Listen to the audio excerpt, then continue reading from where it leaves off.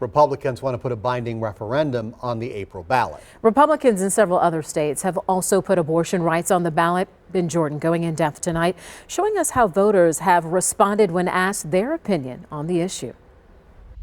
I think it's just a ploy. It's a polarizing issue. I don't think it's a bad idea for the people to decide that Wisconsin Republican lawmakers want to put on your ballot, whether abortion procedures should be banned after 14 weeks. I think by 14, people should be able to make up their mind by that time what they want. I would vote against anything that would not extend the abortion ban. It should be longer. It should be longer than 14 weeks. It should be up to the woman and their family. It remains unclear how the Wisconsin GOP landed on the 14-week mark.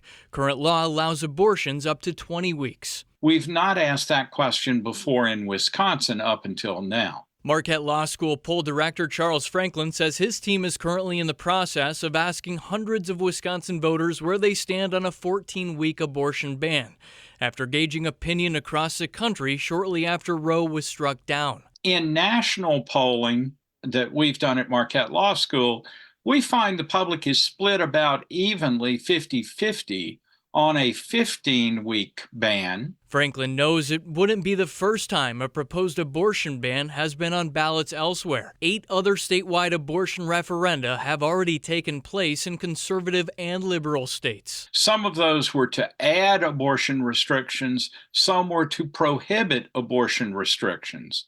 But the abortion rights side of each of those referenda won, and it won in many conservative Republican states, including Kansas, Kentucky, Montana, as well as more Democratic states like California and Michigan, and a bit of a swing state in Vermont. To be specific, places like Kansas enshrined abortion rights in its state constitution.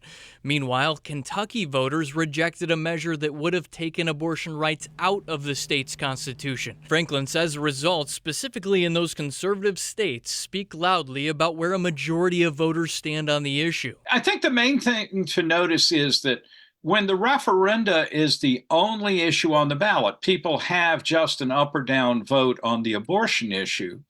Then these 7 states that have held referenda have gone pretty heavily in favor of abortion rights, of some kind at least. It is worth noting, Wisconsin Department of Health Services data shows just 12% of abortions performed in the state happen after 12 weeks of pregnancy.